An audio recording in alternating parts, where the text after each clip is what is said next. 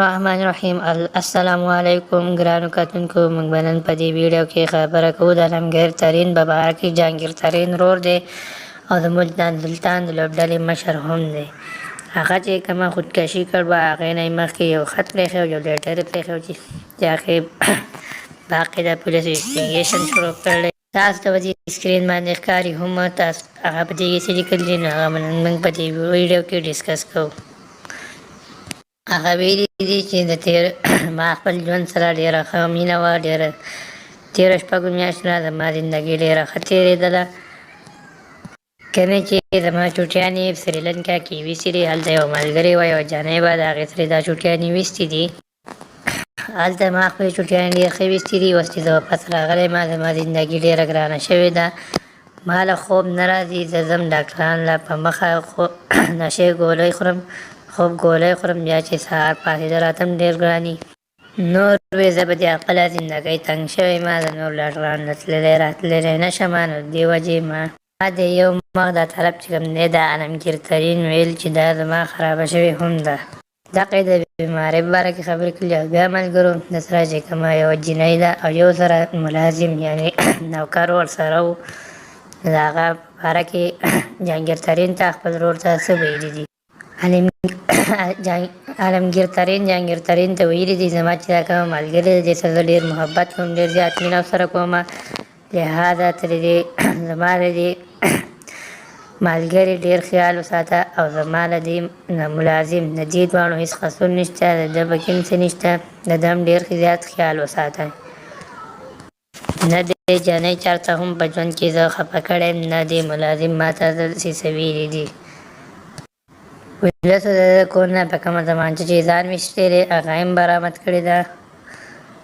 یوه ګولۍ ترې وتلې ده، د چې په کوم طرف ځان ویشتی دی هغه ګولۍ ترې بل طرف ته وتلې ده.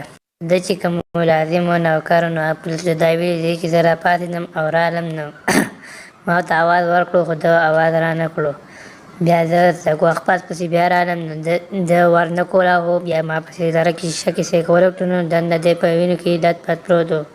د هغې نه بعد بیا پولیسو ته ما رینګ یې کړی دی. ورور یې بیا په 12 یا په 1 بجه خبر شوی دی، ډېر وروسته خبر شوی دی. ده په کور کې په المارۍ کې د زنانو کپړې هم وي، نو د سره زنانه نشته، نو د سره زنانو دا کپړې څه کوي. نو پولیسو دا هم دغلته هم سواد نشان راځي، نو دا هم دغه کړی دی. لیټر چې ما تاسو سره شریک کړو نو دا د خپل مرګ نه مخکې دغه لیکلي کړې وه. دا قص تاسو سره ما شریک کړو. انشاءالله څه قسم خبر نور کنفرم راشي نو زه به ستاسو سره په بلې ویډیو کې شریکوم. الله په امان. الرحمن الرحیم. السلام علیکم ګرانو کتونکو. موږ به نن په دې ویډیو کې خبره کوو د علمګیر ترین باباکي جهانګیر ترین ورور دی او د ملتان سلطان د لوبډلې مشر هم دی.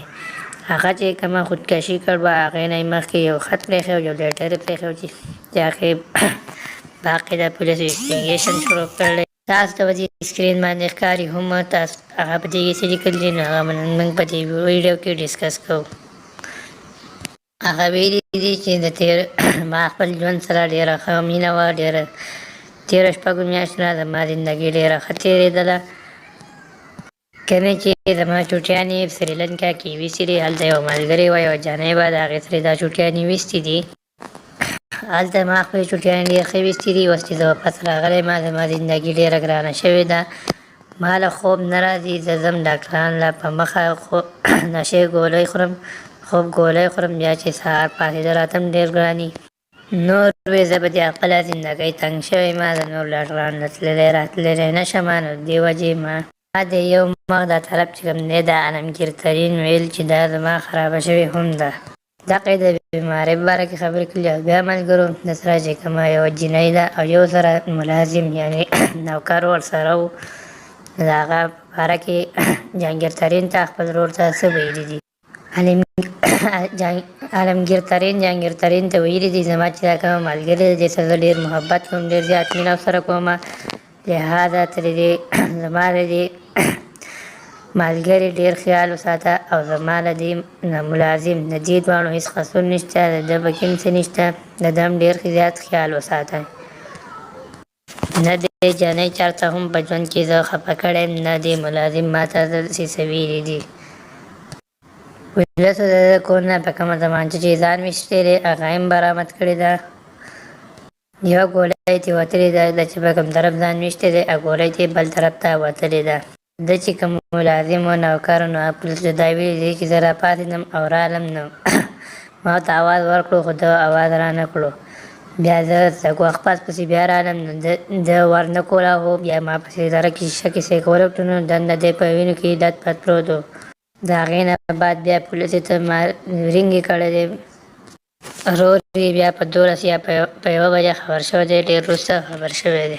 ده په کور کې په المارۍ کې د زنانو کپړې هم وي، نو د سره زنانه نشته، نو د سره زنانو دا کپړې څه کوي. پولیسو دا هم دغلته هم سواد نشان راځي، نو دا هم دغه کړی دی. لیټر چې ما تاسو سره شریک کړو نو دا د خپل مرګ نه مخکې دغه لیکلي کړې وه. دا قصه تاسو سره ما شریک کړو. انشاءالله څه قسم خبر نور کنفرم راشي نو زه به ستاسو سره په بلې ویډیو کې شریک کوم. الله په امان.